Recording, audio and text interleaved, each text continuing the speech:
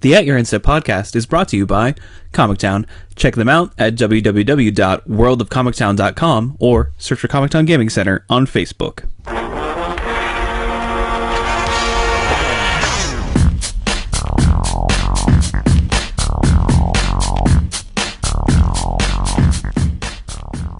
Hello, and welcome to At Your Instep. My name is Morgan, and I'm here with Dave. Hi. And Mike. Hello. We have another fun-filled episode for you guys today. You already know what time it is, right? It's, of course, time for the At Your Instep Aether Revolt-a-PALOOZA. And we have a bunch of cards to talk about, amongst a bunch of cards that were previously in Standard to talk about, as well as previously in Modern to talk about. Rest in peace, all the banned cards that happened this Monday, actually. So that's kind of the big headlining story before we pop into the Palooza, of course. Definitely had a message from a friend of ours. He's like, how are you going to do Palooza and banning? Because it's like, it's going to be a long one. So let me just say right now, I'll see you on the other side, Ray. It's a large iced coffee here. So Yeah, ready to roll. We have a lot of cards, and then we have this huge thing that happened, which doesn't typically happen before. I don't know what we're going to do for next week, because typically that's what we would potentially talk about. So yeah, hopefully something happens. Maybe Well, I don't think any of us are pre-releasing. We'll see if I catch my breath by then after this. Yeah, no joke. Well, let's jump into it. Let's go right into the ban and restricted list update. So this happened this Monday, just yesterday, and it was early. It was a week early. Typically, we don't see this till after pre-release happens. And they had this article, not this article, but this tweet that was sent out that was sort of like the first horn, as it were. It was really funny how it happened, where like out of nowhere they're just like, "Hey, you guys, by the way, we're gonna they're like in release the 5 VR hours." announcement early in 5 hours." It's like They gave us exact time frame, and it's like, the- that doesn't bode well necessarily. Yeah, like I don't think your website's gonna hold up, which it didn't. Oh no, of course not. But eventually, once they set up some mirrors and everything like that, we received a list, and we have modern bannings, which isn't very surprising, but we have standard bannings as well. Keyword is bannings. Yeah, and I'm going to clickbait this. Some of them may surprise you. So let's start with modern. Modern is the one that we kind of can kind of get out real quick. So we have both Gitaxian Probe and Golgari Grave Troll being banned in modern. Golgari Grave Troll is used to being banned. He was there for a while, and then they unbanned him, and he just hung out. And then they were like, "Hey, Prize Amalgam, my man." And then like cathartic, they had a cathartic reunion, and they made a semi-busted modern deck. I think it's important to note that like they even said when they unbanned it, like this is sort of like a trial basis. Like we'll see what it does, and then like immediately like, well, we saw, we're done. we saw. We were very impressed, Golgari Grave Troll. Very impressed. I mean, now get back in the cage. That's the thing with Dredge. It's just like it's never fair. You No. know what I mean? Like it's either like when it first got unbanned, didn't really do anything, and then once Everyone was like, and then R&D was like, wait up. Yeah, we got a couple more cards for the deck, Prize Amalgam and Cathartic Reunion, and then it's like, honestly, the Neonate too. Yeah. yeah. I mean, that definitely contributes to it, but yeah, I mean, as you know, I mean, Dredge is was tier 1 in modern, and now it'll be knocked down a little bit. I don't think it's dead or anything, but No, it's still pretty good. It's just a turn slower more than likely, which is what they want. Yeah, you have a replacement card to slot in, which is not Grave Troll, but Golgari Thug. So if you want to play the exact list and just swap out 4 cards for 4 cards, you have it. And then there are other builds that were pre-existing, so you still had like the Greater Gargadon Bridge from Below sort of build that you could even look into as being viable again. So you still have room to go with the deck if you still want to pursue it. So again, it's one of those things where it's like they're not aiming to kill decks; they're just aiming to tweak things down a bit. And to be fair, like Wizards hates Dredge. Like they hate that mechanic. Yeah. Morrow hates that mechanic. So yeah, it's up there with Storm. Yeah. So for them to be like, you know what, we're still gonna let you do this. Like it could have been a lot worse. It could have been. It could have just been like the whole murder scene, just taking an axe to everything. Like the affinity bans, like when they just banned like every artifact land and Ravager. And Does that card say Dredge on its band? The keyword is banned, and then that's weird. Yeah, it's funny how that happens. And Gitaxian Probe makes sense. A lot of people have been saying that this card is, unfair. Phyrexian mana in general being unfair to some degree. Free spells are not something that usually leads to good things in Magic, and this one has such a low cost for such a high amount of value. You get to know information and you get to draw a card, which are both pretty awesome in Modern when your decks are so powerful and fast. It does a lot more than that, like beyond the just obvious things that are printed on the card, like giving you like an extra prowess trigger, giving you another card in your graveyard for delve shenanigans, giving you another spell for storm. Reducing your life by 2 for Death Shadow. Yeah, reducing your life for Death Shadow. Pumping your Kiln Fiend by another one, and like all for 0 mana. Like this is a card that like probably wasn't okay, but like it is pretty innocuous. You're like, oh, it's just look at their hand, draw a card. It doesn't seem that powerful, but it just does so many things, and it just enables, like, nobody's really playing that in a fair deck. Like if you played in Delver, that's probably like the most fair that it's. Yeah, that's the fairest you're getting. And as we can see, Wizards cannot, for the life of them, develop 1 mana blue Phyrexian spells. So Gitaxian Probe, join your friend Mental Misstep on the Modern ban list. I actually, once I saw the announcement, was able to buy 40 foil peaks. Oh, So good. I'm waiting for that to pay off. Oh, is that for Frontier or? Is Peak legal in Frontier? No, I don't think so. It's definitely not. No, I mean, because that's where people go, right? Like, the decks just stop Peak in, right? Yeah, it's even instant speed, so like you come don't on, even like, lose any yeah. value. Well, you just do it at your opponent's end step and look at and then you go off on the next Right, turn. Yeah, probably not. Oh, fair. You might see No. more sleight of hand. Like, so if people still want to play, I don't even know. Like, I don't think Storm wasn't really viable before. No, and That's Storm's really like super duper dead. That is that's Gitaxian Probe was definitely something that you got a lot of value from in Storm, and knowing that the deck was already waning, it being losing a card as good as Gitaxian Probe in that particular archetype is pretty rough.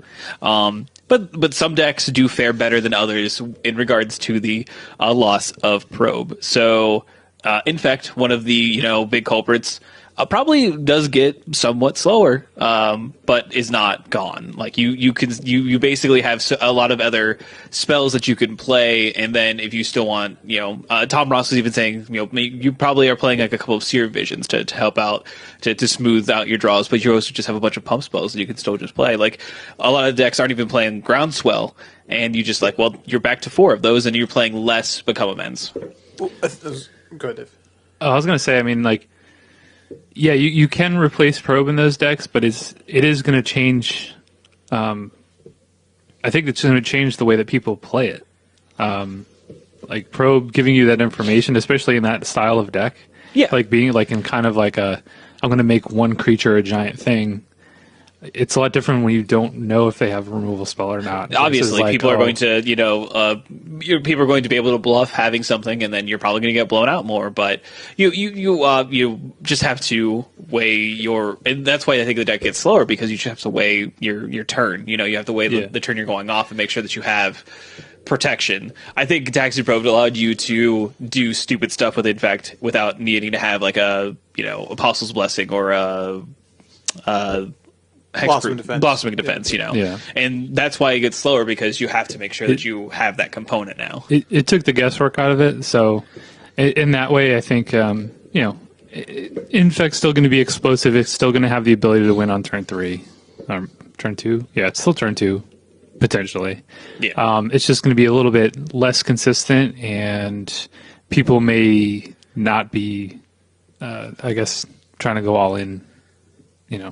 Yeah, as right quickly. away. Yeah, Right. yeah. They can't. They don't have the ability to see if the coast is clear, which I think is fair. If that's the kind of deck that you want to play, if you want to play something that is very hyper aggressive and looking to kill the opponent super early, then yeah, you should not be able to also have like free perfect information all the time.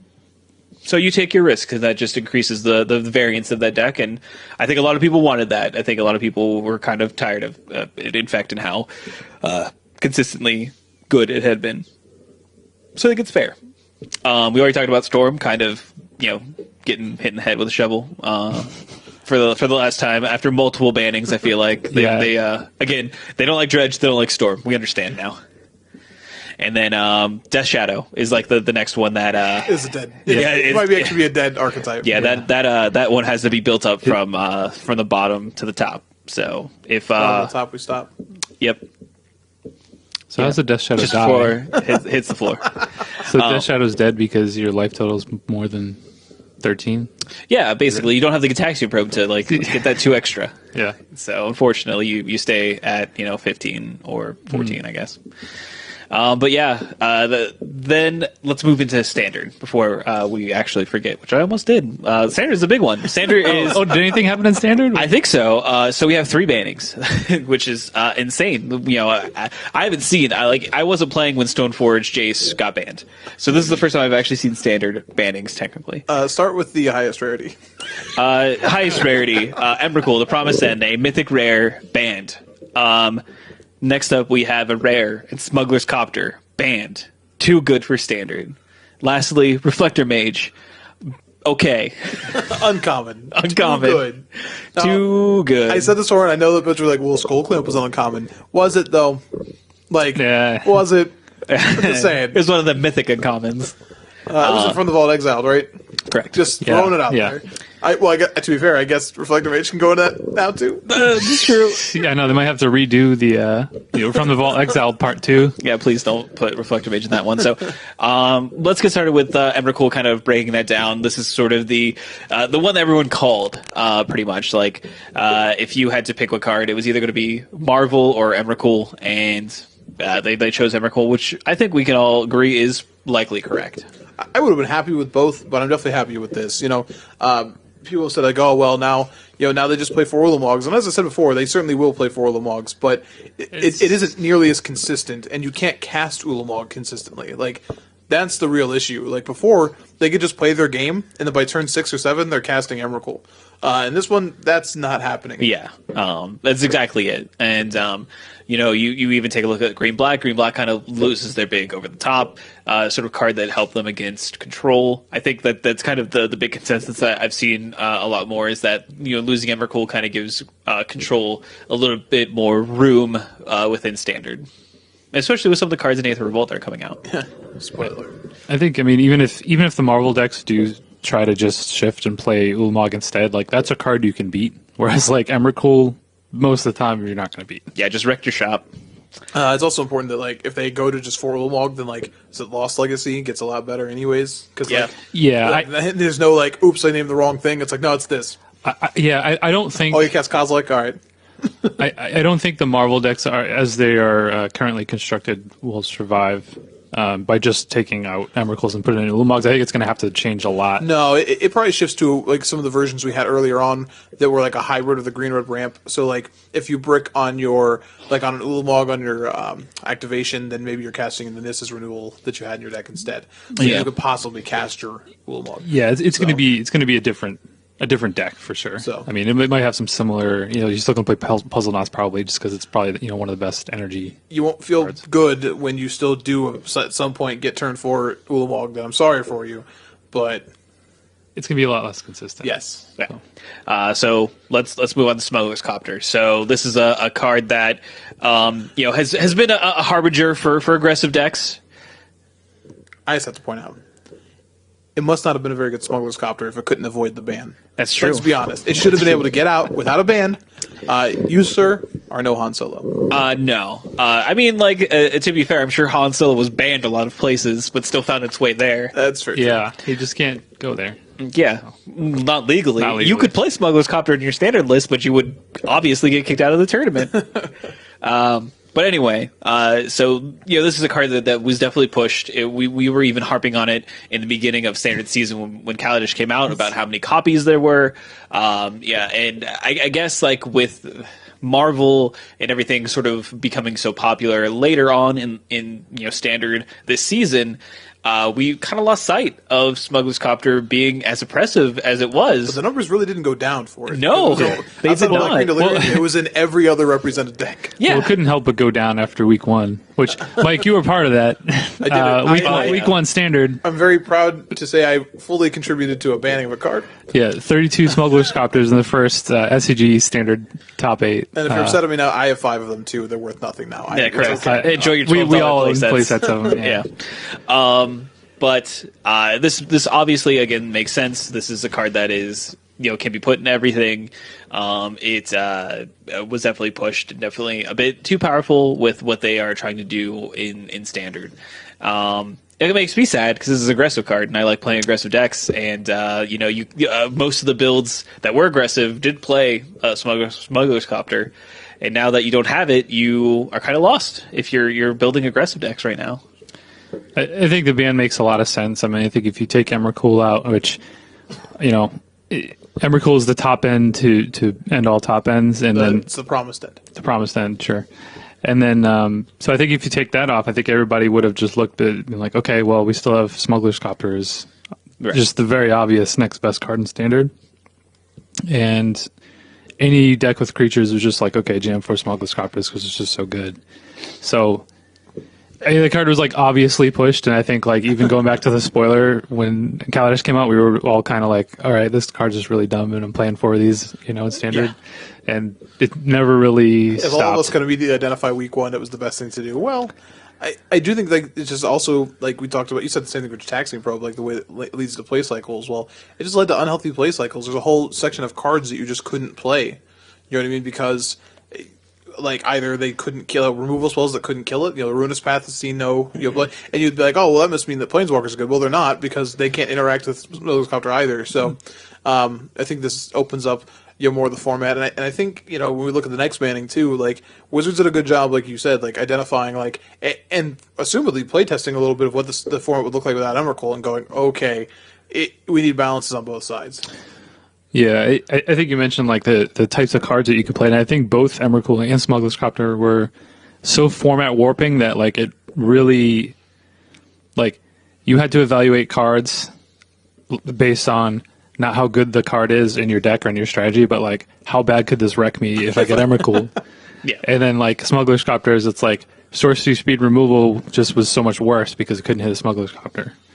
So I think like just from the point of it opens up more types of cards that you can play in the format. I think that in itself is nice.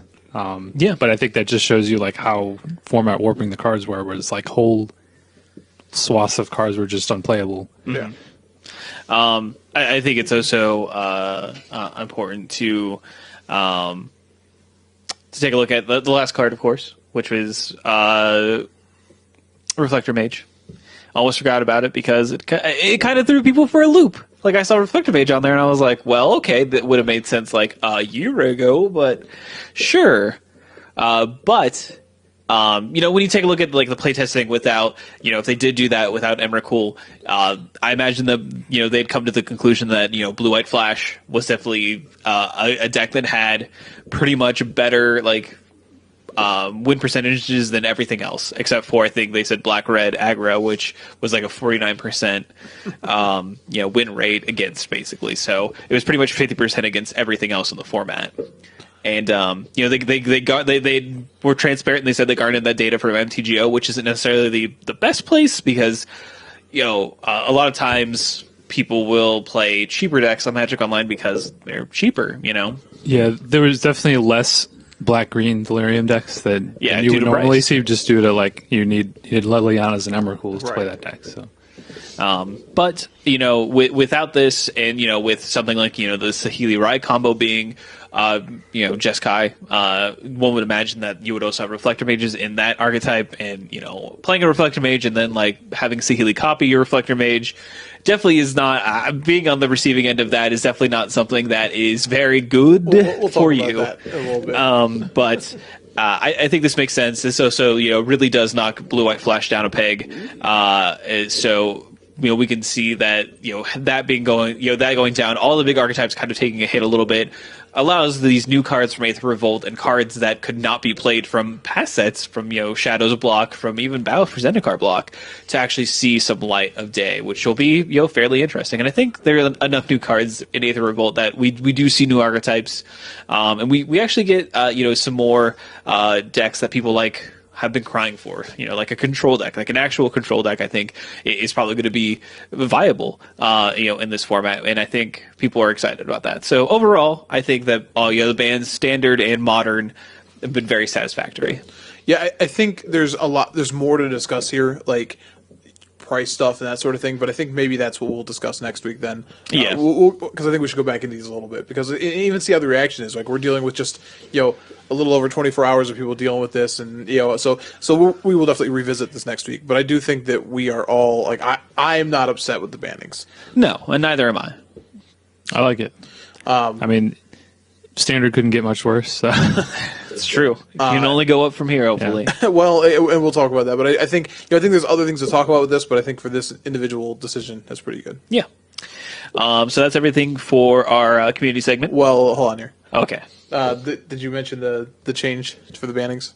Oh yes, that's actually pretty important. Yeah, bigger than the actual bannings. I'm going to say this because I named this. I named this rule. Go ahead. I did.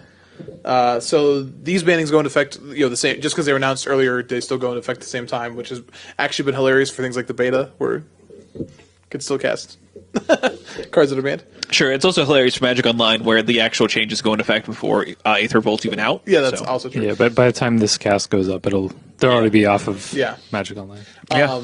But they are going forward. They're going to have a second ban and restricted announcement that comes 5 weeks after the Pro Tour, and I have dubbed this the Saheeli rule, because if you're sitting there going, "Oh, they took care of this stuff, but they didn't deal with Splinter Twin," well, we're going to talk about it. But it does seem like they have literally written themselves an out clause to Splinter Twin if it's too good. So. Correct. Oh, well, Copycat, by the way. I just want to try to tell me it's Combo Kitty, and I just wanted to. No, I've also seen Crazy Cat Lady. No, it's Copycat. No. Copycat is so Copycat. But see, Crazy Cat Lady does lend you a whole litany of Simpsons gifs. It does that you can use. You can still use them, but it's Copycat. It's so clean. It's true. I don't disagree with you. But yeah, apparently I'm just naming things today. The Saheeli rule and Copycat. Yeah, I'm done. You're welcome, Internet. But yeah, so that is actually the end of all of our community stuff. I'm sorry, I just know we have a ton of cards to talk about from Aether Revolt. I just want to get to them. Quickly. If you're not satisfied with our discussion of the ban and restricted announcement, there'll be more next week. We'll come back next week. Yeah. So we do want to talk about competitive for just like a quick second, just to give some shout outs. Mississippi. We had the Super Sunday Series Championship over the weekend. That was won by Jason Chung. So congratulations to. It was not. Oh, who was it won by? Shinya Saito. Yeah, you ruined the awesome alliteration, because the Super Sunday Series was won by Shinya Saito. Sorry. Who defeats Gold Pro Jason Chung, pardon me, in the finals. And then we also had GP Louisville, which was Legacy. It was won by Reed Duke. So congratulations to Reed Duke. Also, a shout out to Jordan, former host of At Your End Step, I should say, for day-twoing the event with Black Red Reanimator, and he said he had a good time with it. So I think he said it took 84th. So he went 11 and 4. So he got pro points, but he didn't cash. Yeah, first pro points though. But yeah, but he had a good run. So congrats to him. Not nearly as notable as Reed Duke, I'm sorry. No. But anyway, that's all for competitive as well. So we're on the verge of the Palooza for the start, but we of course do want to mention our lovely sponsors, Comic Town. Obviously, everyone's really excited about Aether Revolt, and they're actually going to be having pre-release events over the weekend. And they start at, midnight on, Saturday morning, technically, and they run all the way through Sunday evening at 5 p.m., which is a two-headed giant event. And all the details and everything like that are going to be available if you go to worldofcomictown.com or do search for Comic Town Gaming Center on Facebook. There's also going to be the 2017 Comic Town Championship Series starting up here soon. It's going to be Saturday, January 28th. And it's going to be a modern 2K event. And the top 4 of the event will actually be qualified for the 5K Championship Finals at the end of the year. And then on Sunday, January 29th, Comic Town will be running their first of the new 1K prized Star City Games IQs at the shop. So that's going to be a good weekend to be playing some Magic. I'm excited for that new IQ format. I believe that one's modern as well, so they're both That's modern. Standard. That IQ is standard. Okay, we'll get back to you on that. Well, either way, over the weekend you will be playing some Magic. So come out and see what the new format is like. Post Aether Revolt. Anyway, enough of that. Let's move in to these sweet, sweet spoilers. So we'll try to kind of just run down the all of them. We'll start with white and kind of move our way down towards colorless towards the end. Yeah, colorless is the large one here. There's so many random cards that we'll talk about that just have like combo potential.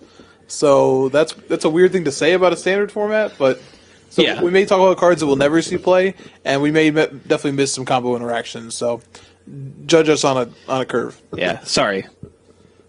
All right.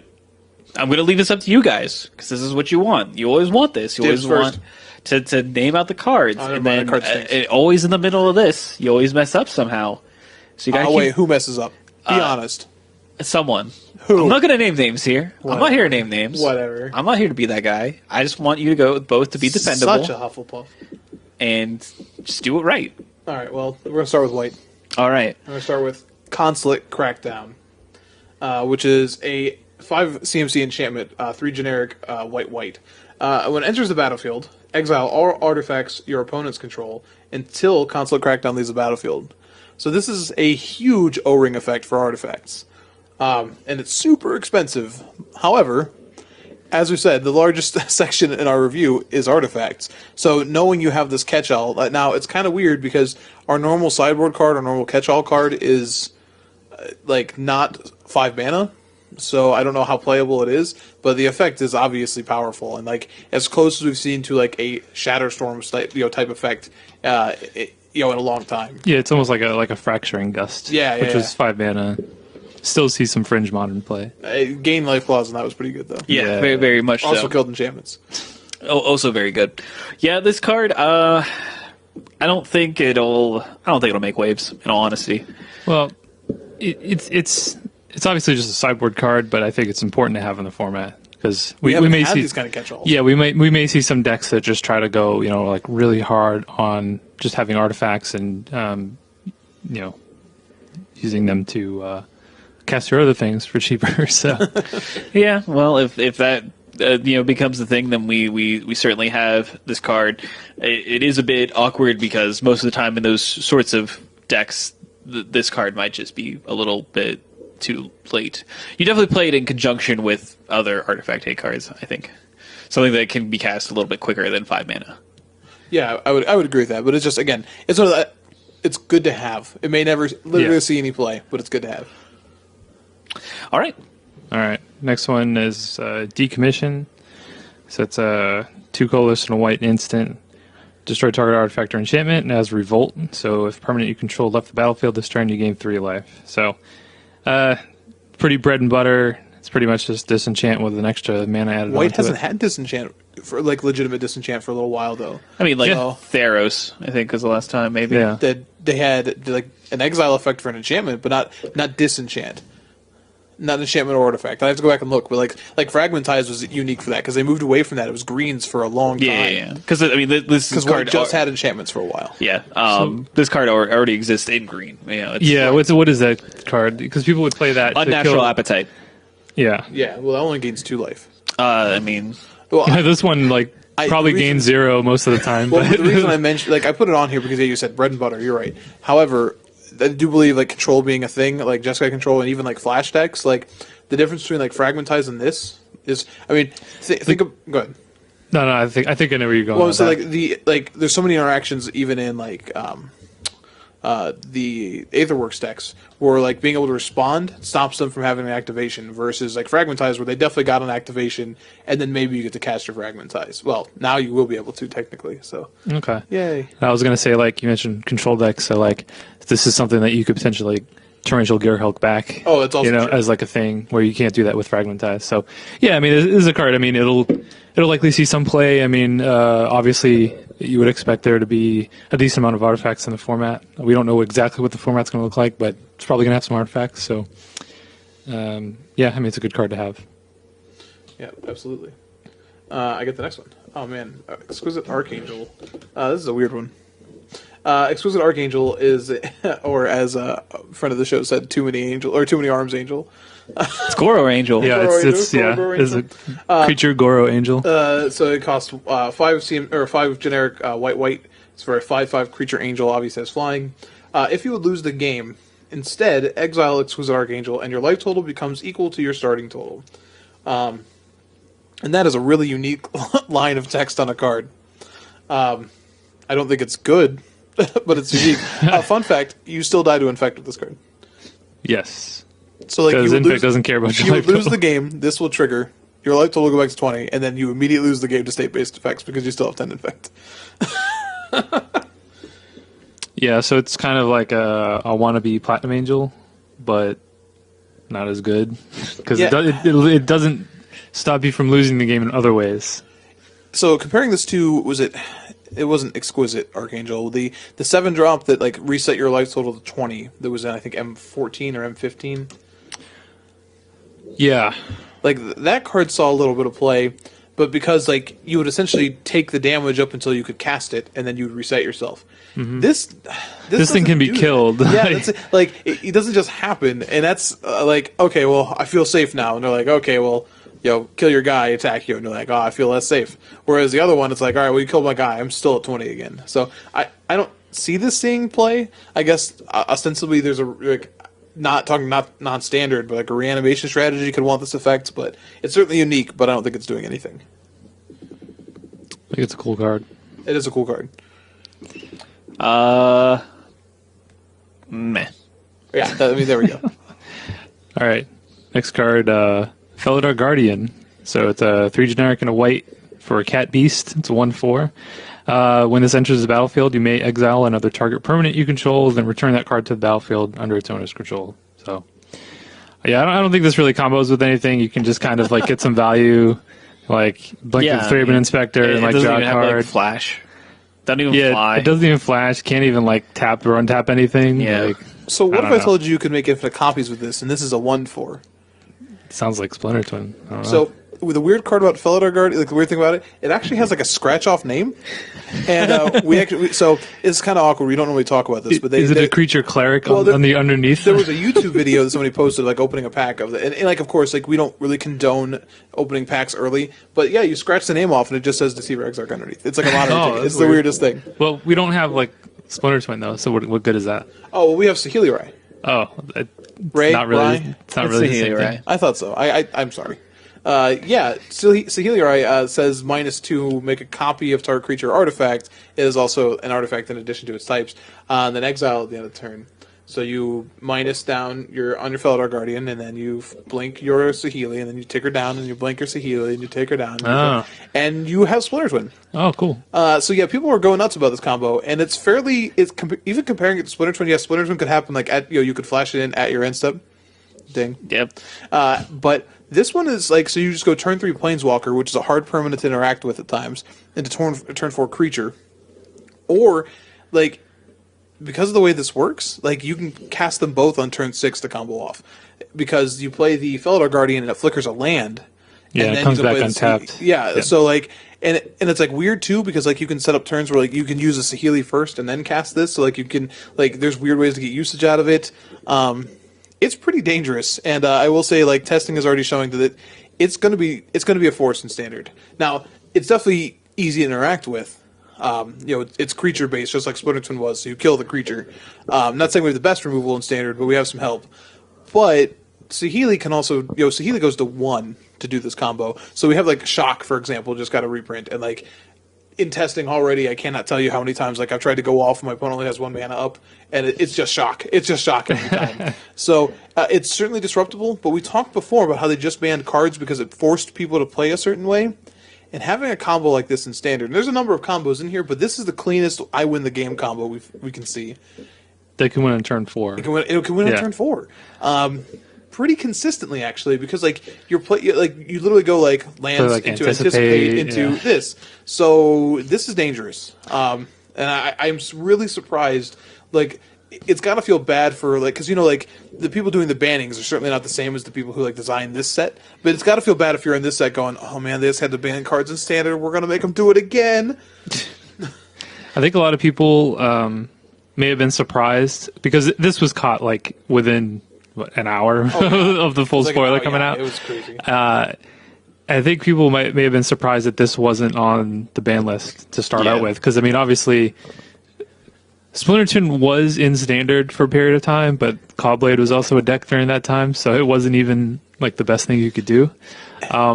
But like, I think if you just had Splinterton combo in current standard, I think that'd just be way too good. I think it's important to note though that if you remember back to that standard, after they banned Stoneforge and Jace, it only lasted for like 3 weeks. But there was a birthing pod splitter twin deck that was putting up numbers that would have terrified you, but standard rotated, so no one worried about it. So if you think about this in context, like this format's going to get bigger. Yeah, like these two cards are in the same block. Like, so it's going to be like outside of bannings, sure. It'll be around for like 2 years. Yeah, so interesting. Now there are some cards that beat this naturally as well. We have the Shock. We have Authority of the Consoles as well, and you get Thalia. And Thalia. Yep. I think this card is also just like a better Magic card than Deceiver Exarch. Like if you're just looking at just the individual card, like you don't have to play just an all-in combo like Jeskai deck. You can play like a control deck, so you could play like Torrential Gearhulk. You play this, all right, blink my Gearhulk, or whatever. So I think you can't do Reflector Mage, but Let me hit you with this one.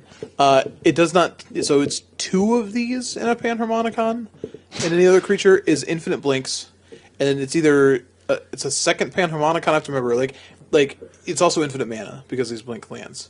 Oh, nice. So, like, the Panharmonicon deck also gets another infinite combo if it wants. Now, granted, you don't get to prey on Emrakul anymore. You don't get to cast Reflector Mage anymore. No. And my testing has shown that you really, really needed that card. Yeah. It hurts. It hurts, I know. But I'm just saying, like, there's another, like, when you have multiple triggers of this and they can target each other and then target lands, things get crazy. But, yeah, so that's the new hotness. Yeah, keep an eye on this card. All right. Well, keep an eye on Saheeli Rai. If you can find any for less than... I'm sorry, it's just the 2 of them and a Panharmonicon, because they target each other and then they target a land and you float the mana and you bounce it and mana. Gross. Sorry. What did Saheeli Rai jump up to? Like, I don't know, I got them for 5. You were one of the lucky ones. They came with the mail today. She's above 20, if I'm not mistaken. Like she spiked, and then it like stayed steady, and then the banning announcement, and then she didn't get banned, so it spiked again. Well, like if you watch like definitely you saw like everyone just like on the internet stopped. It was just like, ooh, stop buying her. Oh, she didn't get banned. All right, dude. You can actually hear the little yodeling man climbing up the Price is Right ladder. Like, yeah. Yep. Rough. Oh well, at least you can play this combo in a real format. Yeah, but I think going back to what Dave said, like I think it's also just like a fun card. Like it's a cool payoff card in white. Even like white weenie decks. Like one of the things I've been doing with it, like it happens a lot, is like you flicker like your Aether Hub when you need energy. And like it's such a small interaction, but it's really nice. Yeah. So this is going in my cube, man. Oh, it better. This is going in just as like a sweet card. If you think this is Combo Kitty? That is not a kitten. Look at the muscles on that cat. That's like a pit bull cat. It's a pit bull cat. It's got antlers. It's a cat deer. Cat deer. Cat. It is technically a cat beast. You can contest the cliffs and have this fight something. In Commander, I guess. And then do the trigger on the stack, and then you can flicker your contested cliffs and fight something else. Yeah, there you go. You did it. You broke it. We found the most broken thing to do with this. Congratulations. That's probably like the worst possible combo you could do with this. But yeah. All right. Move on. All right. So our next one is Saram, Senior Edificer, and he is a 2/2 for 2, a generic and a white, for a legendary creature, Dwarf Advisor. It says, whenever you cast an aura, equipment, or vehicle spell, draw a card, which is a powerful line of text and follows sort of a consistent theme that White has of like, we gave you this type of card, Core Spirit Dancer comes to mind, Pure Steel Paladin comes to mind, and unfortunately, its best combo, like the best thing to do in Standard with it, which is like cast your copter afterwards, that's a little awkward. But yeah, no longer a thing. But So you do have what Aether Reservoir, right? Yes. That's where this card goes. Yes. That you play your bone saws, is Bonesaw already? A quarter shield.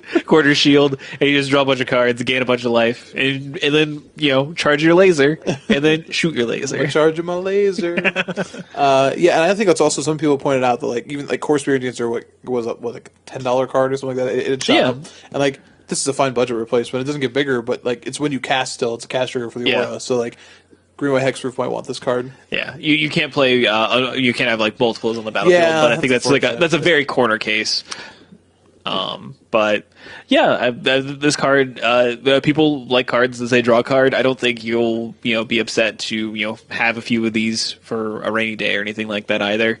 Especially for Commander, in all honesty. A lot of people really like Pure Steel Paladin sort of decks, and this is another way that you kind of go off with those kind of decks. So, yeah. There's also a Fringe Modern deck that does that? Yes, correct. There's Cheerios. So this is another avenue for that deck if you really want it.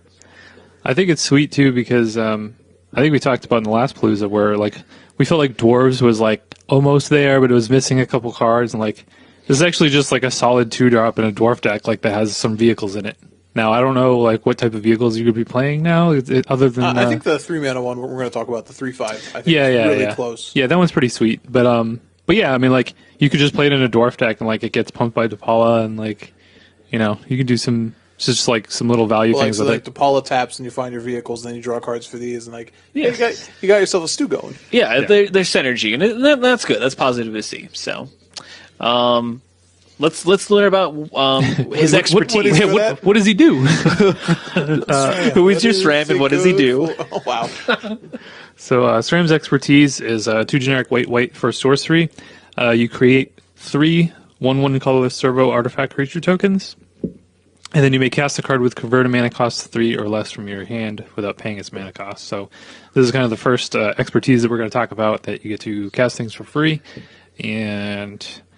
I don't know. I think this one's pretty solid. I mean, making 3 bodies and being able to cast another thing for free seems pretty good to me. I don't know. So, Dave, what is the converted mana cost of Nissa Voice of Zendikar?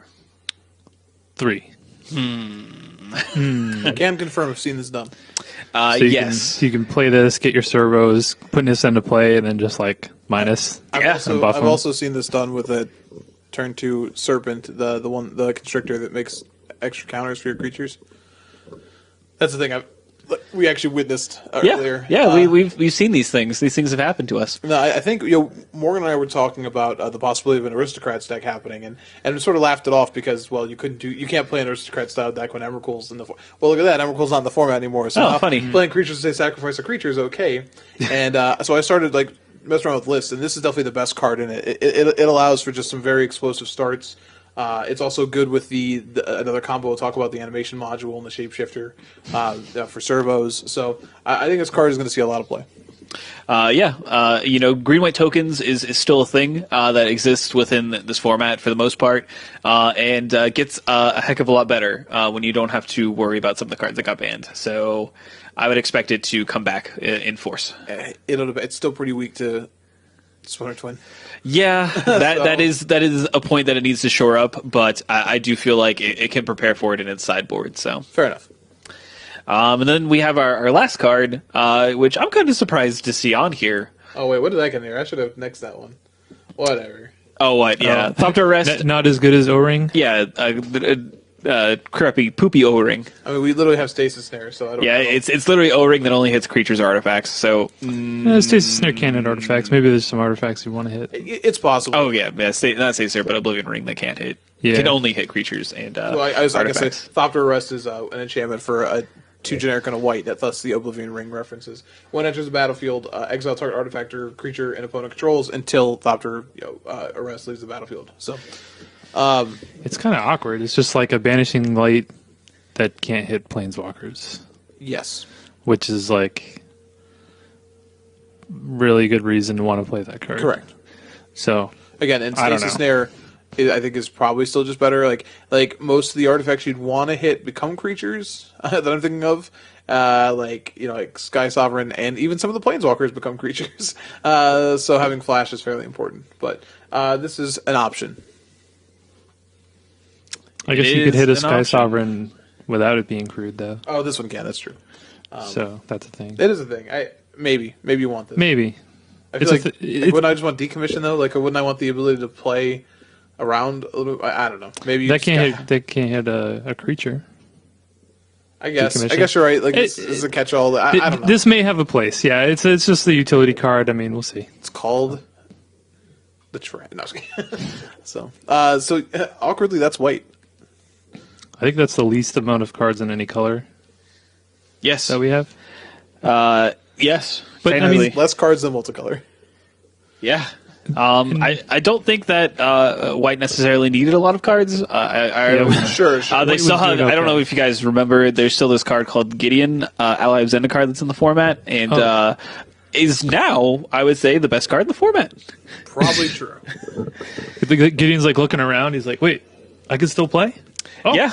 Okay. The best thing that has been around, which was shared in our show chat, is definitely the Mishra's Photoshop Watchmen, beginning comedian sequence where it's instead of the comedian, it's just Gideon, and it's just like 5 months after the Pro Tour, and setting Gideon's apartment, and someone breaks down the door and goes, I guess it was going to happen at some point in time or something like that. It's just beautiful. Someone breaks down the door. We all know who broke down the door. I mean, I don't want to spoil it for people. Yes, don't spoil the comic from the 1980s. Yeah. Apologies.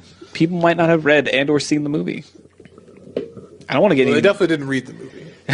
Correct. People haven't read it. Hey, there's people that read movies. Some people like subtitles. It's all right. Would you ever would you even need to even if you couldn't hear just watching Zack Snyder, he's such an artiste.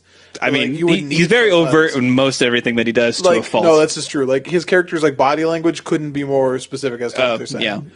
Rorschach doesn't have a face, and yet you know exactly what he's saying. Yeah, exactly. It's something well, mainly you have to interpret his moods. What do you see in the mask? Yeah, you have to, and then it tells a little bit about you. A beautiful butterfly. All right, so that's white again. White, even though we aren't talking about a lot of cards, still has a lot of power already baked into it.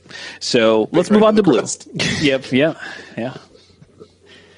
All right. Blue it is. So blue. All right. So the first card we're going to talk about here is the blue legend. That's Baral, Chief of Compliance. So he's one generic and a blue for legendary human wizard. Wasn't this guy an Aetherborn in the storyline? No, Baral is. I have to check, but Baral is the guy who's been tormenting the Nalaras forever. Yeah. He's not Aetherborn. Okay. He would have been dead by now. Okay. I don't know. Yeah, he's just old. I don't understand how he's blue based on what I've read in the storylines. He has counter magic. He certainly does, but he's also can kick Chandra so hard that her arm becomes dislocated. That doesn't feel very blue to me, but what do I know? Well, he's a brawler. That's why he's a 1/3. Jeez, you're the worst. I think it's more of the cold calculatingness of blue is probably where they're trying to get that influence from. This is them continuing to go with villains that are not specifically black. But this guy held a grudge for 10 years. I got nothing. I will say it was pretty satisfying because Dovin Bond arrests him. He's like, I tortured your mom for 5 years, blah blah blah. And he's like, so if I heard you correctly, you held a captive without a trial for 5 years, and you threatened to kill this person to this. You're under arrest. I was like, man, that's what's that. Dovin Bond, I'm now taking you out of the don't deserve to exist column. You've done it. You're redeemed. They pull the old Zootopia pen trick, caught him the only recording the voice. No. No. Pretty sure that's from a lot of movies though. Yeah, well, hey, what can I tell you, man? I've seen Zootopia 5 times because I have a 7-year-old daughter. I don't know what to tell you.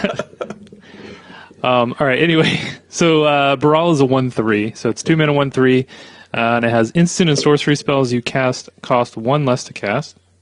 And then it also has whenever a spell or ability you control counters a spell, you may draw a card. If you do, discard a card. So this is pretty sweet. This is kind of a Goblin Electromancer plus. It's not a 2/2, but I think that's okay. Yeah, it's fine. You're not really planning on attacking Oh no, too much with 1/3 this. is great because then you can play it in your deck and still cast Radiant Flames to wipe their board, but not your Brawl. Right. For 2 mana. For 2 mana, it's actually incredible. Yeah. Yeah, I mean, I don't know. This card is pretty sweet. I do like that they're making, the kind of cycle of legends that we have at each color. They're all 2 and 3 mana, so they're all like pretty aggressively costed and obviously slanted towards constructed play. If Storm wasn't dead in Modern, I'd say, maybe they would want some additional copies of Electromancer, though probably not. Yeah, I doubt that. Running additional copies of cards that also can't stack their effect because they're legendary seems poor. Yeah. But, we've seen spells-based decks in Standard before, most notably at the last Pro Tour we had kind of the blue-red Dynavolt Tower kind of deck. That's kind of been fringed, I think, like, as the format kind of shaped up, like, that deck really fell out of favor, but it could make a comeback, I think, possibly with the bannings and everything. So, or again, the Reservoir deck, the Aether Flux Reservoir deck also plays like a ton of just like wants to play, Anticipate for 1 mana or take Inventory for 1 mana and just sort of cycle through its deck. So yeah. I mean that type of effect is great, and then the ability to loot when you counter something is kind of just cherry on top. It's a nice little added bonus there. So Yeah. it's a sweet little card. So you could even see like the blue-red like Thermo Alchemist deck, maybe even like take advantage of this guys in some way, shape, or form. Just making your spells cheaper probably is very helpful in that deck when you're just trying to burn your opponent out, and maybe you throw some counter spells in there now, and you'll get the kind of a looting effect that you had with Jace. I don't know if it works or anything like that, but I know it's a deck that was fairly popular for a while and then kind of fell out of favor. So we'll see if that is if that archetype still has any life left in it. I think if the format ends up being combo-rific like we think it will be, people will be more incentivized to play counter spells. Like being able to, like, on turn 3 play this and hold up Negator, for example, is pretty sweet. So, yeah, I mean, I think this is a nice little card. I think I think it'll definitely see some standard play. So. also turns Rebuke into Mana Leak. So Very true. Fun fact. Well, a lot of cards turn that card into Mana That's Leak, fair. Let's look at Baral's expertise then. Oh, what does he do? Well, What'd he do? He's an expert at trampolines. So 5 CMC, blue, and 3 generic for a sorcery. Return up to 3 target artifacts and/or creatures to those owner's hands, and then you may cast a card with converted mana cost 4 or less from your hand without paying its mana cost. This is a card that I think is tough to evaluate because like the effect is powerful. Like bouncing that many creatures is such a huge tempo swing, especially if this costs like 4. Just saying if you have Brawl already in play, you know what I mean. But blue is definitely your deck really. If you're playing Brawl, you're playing a lot of spells. Then I don't know how many things like your deck needs to be able to take advantage of playing the 4-drop. You know what I mean? So, which isn't a bad thing, but it does put it sort of in an awkward position because if you're playing like a spells deck, then you may not have something you necessarily want to. Now, granted, casting this and then casting like Glimmer of Genius doesn't feel bad. Yeah. But it's powerful, but man, it feels like it's so specific to something you want to do. Now, if the deck ends up, if the format is like a bunch of mid-range decks, you know what I mean, and like a bunch of like goofy green creatures, man, this card seems like real hot. You're just like, oh, cool, you spent all that mana, boo-doo-doo-doo. But we'll see. Yeah, this one might end up being a sideboard card because it's not going to be great in every matchup. Though, I mean, like I said earlier, I mean, maybe if there are so many artifacts in the format, like maybe just like bouncing, getting some tempo that way. Like, even if they don't have creatures, is something you can do. But I would expect this to be more... It feels like a sideboard card to me against, like, kind of a Creature Swarm deck as a way to buy some time and catch up. Or bounce your own creatures, cast Panharmonicon. And then you're going to recast all the creatures for double the value. There you go. You figured it out.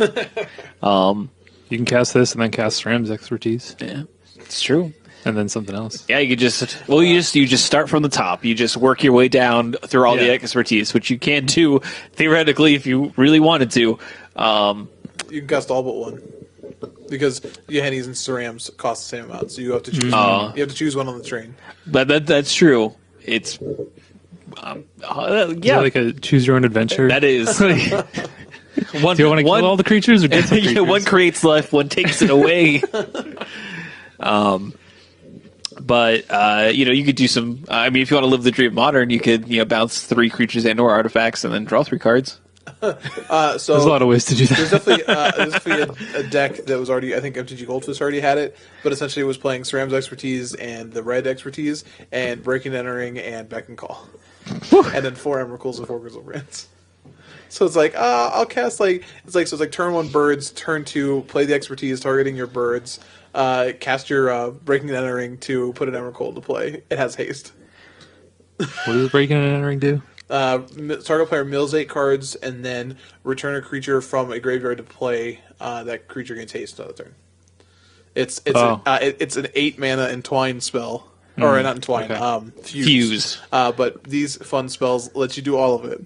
Yeah, like Fuse, and it also works with Beck and Call as well. You choose the CMC of the side that's cheaper, Yeah. but you can fuse it, That's cool. that's terrifying. Yeah. I mean, Beck and Call it has already been done in Modern with a Brain in a Jar. That's true. Channel It's Fireball. a little And easier. Caleb Durward definitely has a video series of it. If you haven't watched it, do. It's funny. Well, hey, you get a little bit of Country, I guess a little bit of extra. rock and roll. Well, you get some extra. I don't know, reliability, I guess, Sure. on casting that. Anyway, You do. Let's move on to Disallow. so Disallow is a generic blue instant counter target spell, activated ability, or triggered ability. So this is actually just Void Slime. It is. Now, I was playing back when Dissension was released, and people were pretty excited about Void Slime because it was like a blue-green kind of flashy counterspell, could kind of do everything. I feel like people are not excited about this one They're as wrong. much. Yeah, I think this card is sweet, Yeah, it's don't very get me cool. wrong, but like it doesn't have the same kick that Void Slime had, I guess, even though they're basically exactly the same card. This one's actually just better because it doesn't require a green mana, but yeah, I mean, I think this card, this is like worth the 3 mana counter spell, where it's cancel feels bad. Yeah, the utility here is real. Yeah, cancel feels bad to play. Sometimes you have to. This one feels like, okay, this is like a legitimate card that I feel bad playing in my deck. So, yeah, I think it's just super solid. Yeah, I mean, Yeah. I don't know what else to say. It's just really good. It's like we've seen many cancels with upside over the years, especially in Standard, and this is the one that definitely has like the best upside. Yeah, I mean, and being able to counter triggers, I mean, there are still Eldrazi cards that you may want to Ulamog. counter. Ulamog or like Descended Mindbender or counter the Aetherworks Marvel activation. Yeah, It also is important because it counters like Planeswalker ultimates. yeah. yeah. And like that, like for certain decks where the Planeswalker gets under like a Liliana and just like, well, I'll ultimate it, and you're like, hold on. I have a response. I didn't approve that, so State-based effects, Liliana's in the graveyard. That's great. Counter this. you did. So- I think, this is going to see a lot of play. Oh, for sure. Again, with the bannings, definitely, like I said, gives room for control. This is another key component to what allows control to potentially flourish in the format. Amongst other things, obviously, it takes a village to raise a deck, and this is just one of those villagers. Wow. All right, moving on. The next card is Mechanized Production. Not to be confused with Mechanized Attack, which is a sweet NES gun-based, like a light gun game. It was awesome. Anyways, Mechanized Production is an enchantment, an aura, that costs 2 generic blue. At the beginning of your upkeep, create enchant artifact you control. My apologies. At the beginning of your upkeep, create a token that's a copy of enchanted artifact. Then, if you control 8 or more artifacts with the same name as another, you win the game. So, this card's really weird, but there are a couple. As alternate win conditions usually are. Sure, but this one does if you look at we were like, oh, you can make a bunch of servos. Sure, you could. You could also play Turbo Clues. That's my favorite one. Just make Turbo Clues, and then yeah. I think it's so the way that it's worded, right? So you mentioned servos. You could actually enchant Something a different else, artifact. yeah. Like you don't even have to enchant a servo. If you just have 8 servos, you win. Yeah, you could you play some Modern with a bunch of service creators, and then you play your Dark Steel artifact or what have you, Darksteel Relic. Darksteel Relic, Oh, and then jeez. that's just what you enchant, and then you're like, I'll figure man. out the rest later. It's like nine turn clock or whatever. Let's go. Yeah, I don't know about this card. Like any alternate win conditions. Like when you're looking at this card though, and you say, "Wow, that's almost viable." That's pretty good for a card like this. You know what I mean? We had what was the terrible one in Oath? The Hedron alignment. Oh, Hedron alignment. Yeah. Oh, you'd have to have You weren't one doing in that. your hand, You were one in never doing exile. Yeah. This one though, this This is viable, yeah. and it's viable mainly for the fact that clues exist. I think that's the strongest, as you said before, is the strongest component to it. We have a lot of cards that pump out a lot of clues, and 1/3 spirit that lets you do it twice. yeah, So yeah, nice. They said investigate twice. yeah. So it's definitely something that could be explored. If it will, who knows? But you have Pardim as well, who gives all your artifacts hexproof. That is true. Weird. Yeah, I was gonna say, do we have any just straight up artifacts that have hexproof in the format? I don't think so. Okay, it's probably for the best. Yeah. But to be fair, like I don't know, artifacts are still somewhat hard to deal with if they aren't creatures. I mean, you do have sideboard cards for sure, but I mean, you could probably get someone game 1 with this, right? It's also blue. You know what I mean? Yeah. So like you can protect it if you want to. Yeah. I don't know if you win that game. Like if your opponent just like turn 1 creature, I'm going to attack you. You're like, all right, well, you didn't have to be like that. No, who's doing that in